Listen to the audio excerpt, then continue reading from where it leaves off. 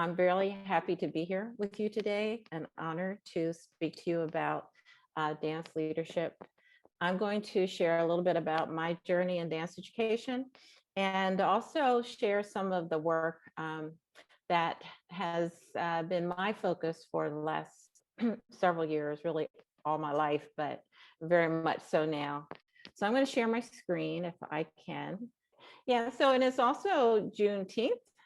And I did want to definitely recognize that, this celebration, I had as many of us did, were able to view President Biden actually signing that day into making this a national holiday.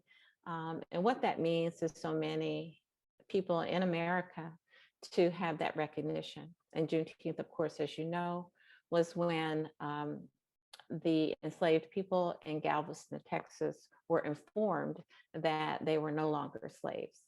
And so we look at it as a day of celebration, but also a day of reflection.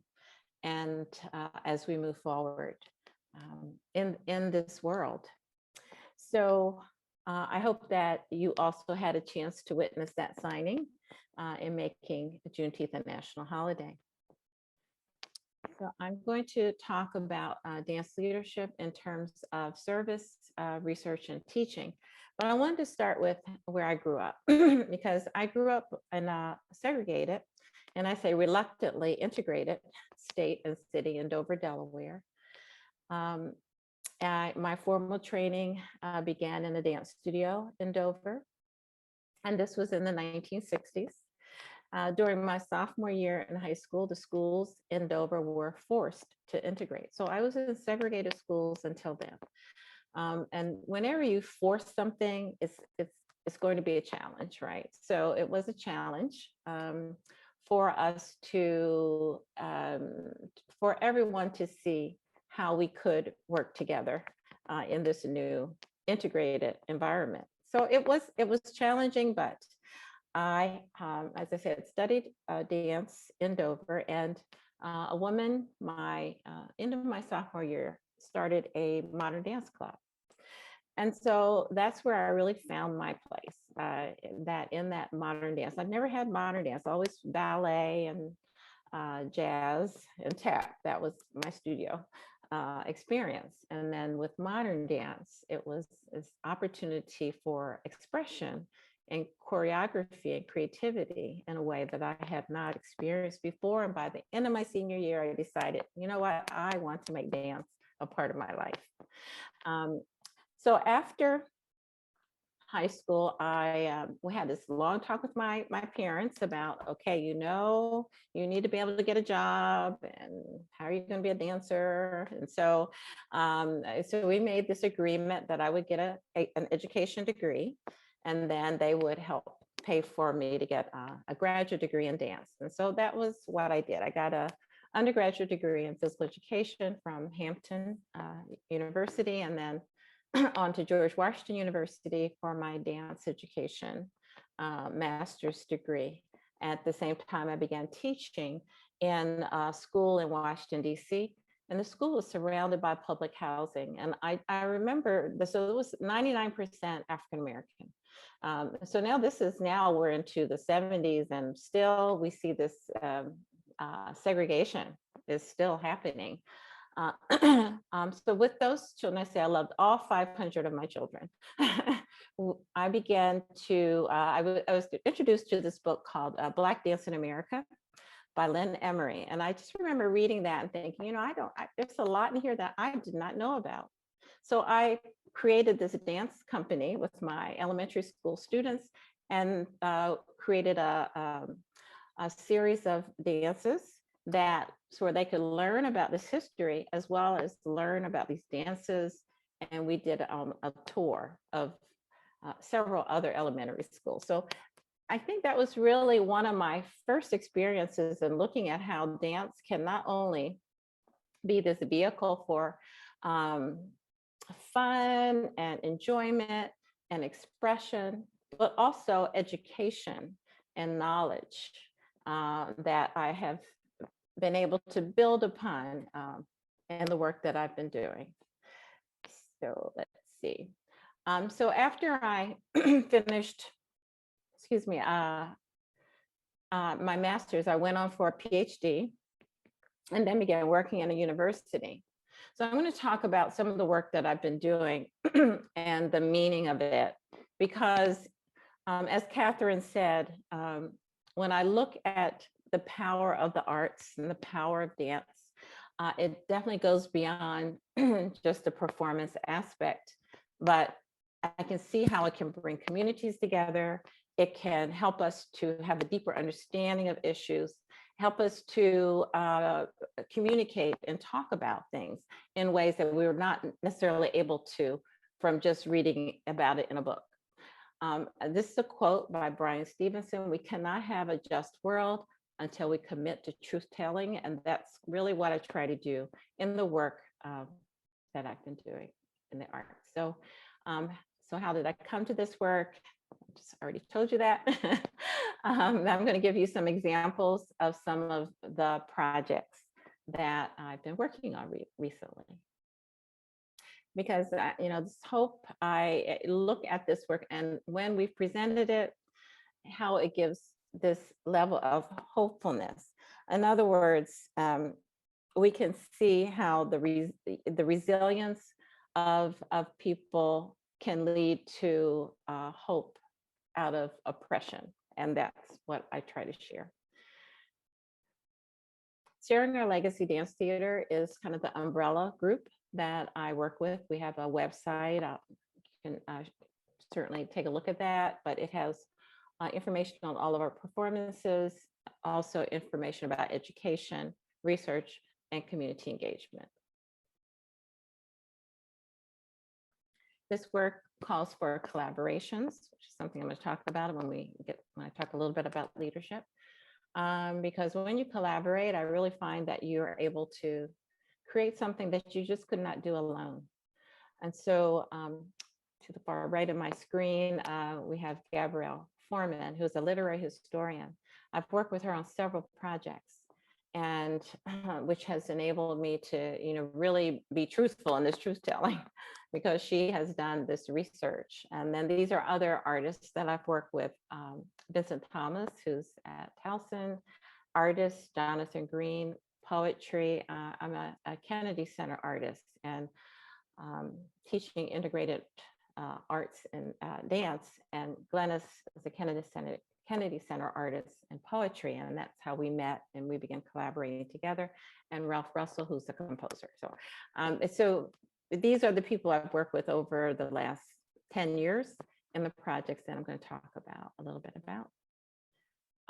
So one of the projects that took us to South Africa was about issues not only in the United States, but also in South Africa. And I have the listed of the issues that we talked about. So this project called Same Story, Different Countries, it was really a 2-year project where brought together artists, historians, poets, composers, and we created this project. And I'm going to share it's a 2-minute poetry, choreography, music, visual images that will tell a story. In fact, tell several stories of the US and South Africa in terms of oppression, resilience or resistance, and liberation.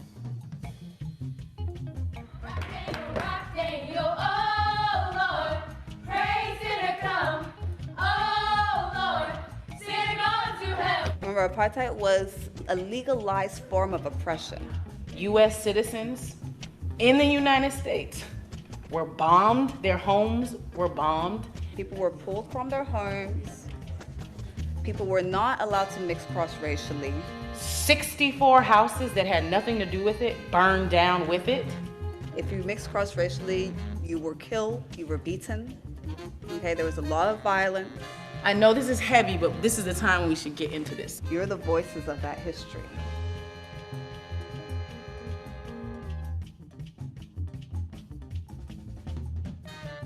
We have to make sure that we're doing the move justice every time, and that like we're not just going through the motions, but like we're really trying to tell the people what this wife actually thought in those moments, like her actual feelings. To save the lives of our leaders, to empty the prisons of all those who should never have been there. This piece is a tribute to the 4 little girls who were bombed at the 16th Street Baptist Church in Alabama in 1963. And this piece means a lot to me because I feel like I'm dancing out a legacy that they lived. Tell them for me, I'm going up yonder. This piece is about coming to terms with what has happened in the past, people testifying to what they have witnessed and bringing everything to light. By seeing a live performance, you see different parts of a reality coming to life.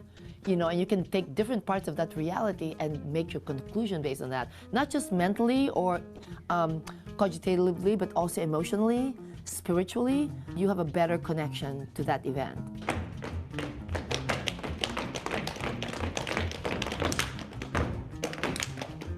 Not only are we working through our own trauma that we live in our lives, but we're also working through the trauma of people that came before us. What is the background? How did people get to where they are today? And by looking at our past, it's one way to help us. Not only to see, well, these things happen, but how we can move forward and make things better for all of us. For me, this is a learning process and just learning about my community and where I come from too.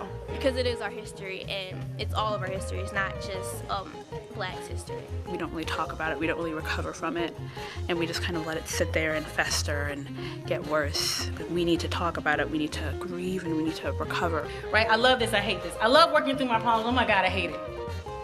Right? Okay? So that's the feeling. So just, you know, what is that, you know, for you? Being able to listen to their stories and put it into our own feelings, I'm able to channel this part of myself that I didn't even know that I had inside of me. I'm feeling something that hasn't happened to me. Through music and dance, forms that can connect us on the non-intellectual space, not to separate those from the intellect, but that we can connect with in a kinesthetic way, is something that can be the entry point, and then, you know, that beautiful content and the depth of the stories being told. You've been through a lot. You've like taken the journey through South African apartheid and the U.S. Black civil rights movements.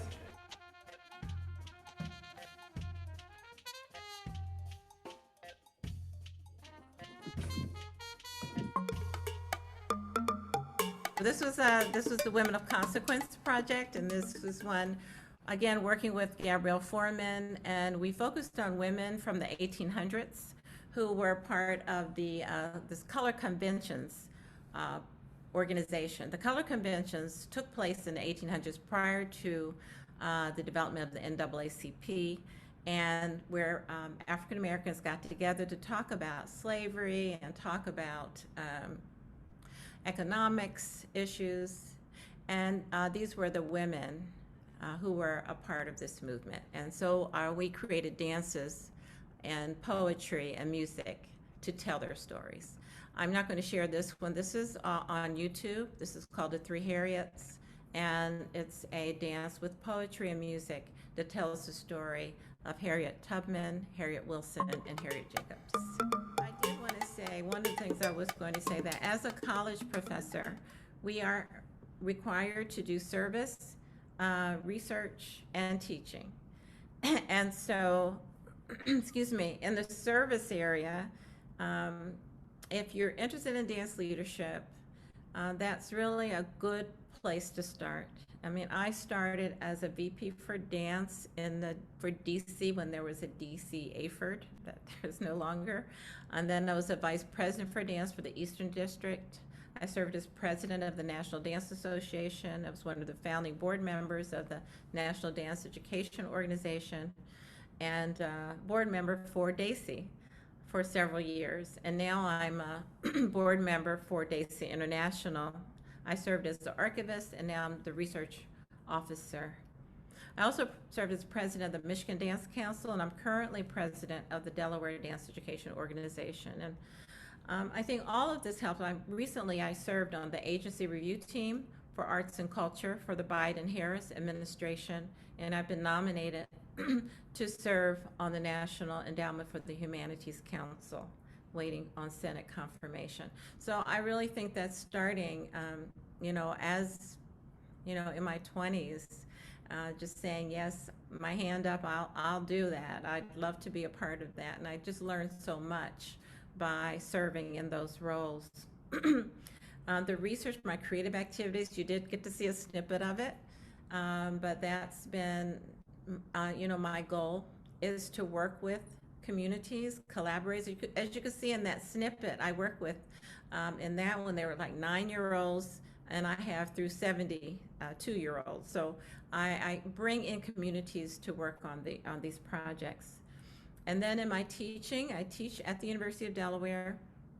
We have a dance minor, and in that program, so if you decide to do a dance, if you decide to major in something else, you can still incorporate dance. And what I have my students to do is to create a project that combines their academic major, it could be science, it could be anthropology, with their dance minor, and come up with a project.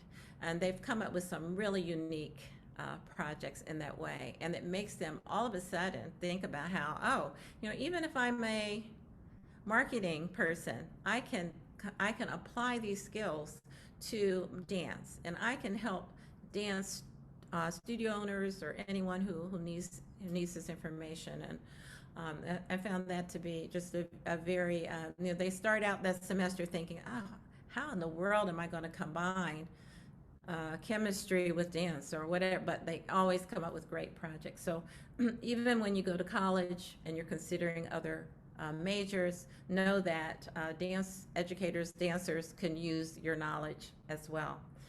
So I guess the last thing I was going to share in my screen was that to think about leadership in terms of being collaborative, listening and learning, and creating a professional path that brings you and others joy. And I think that's what I've tried to do, try to make sure the work I do is work that people will enjoy, but they also learn something from, and they can, take that as information to help them to see these stories of people who overcame great obstacles to be successful, that we all can be resilient in whatever we're doing, and the arts can be a powerful tool to help showcase that resilience.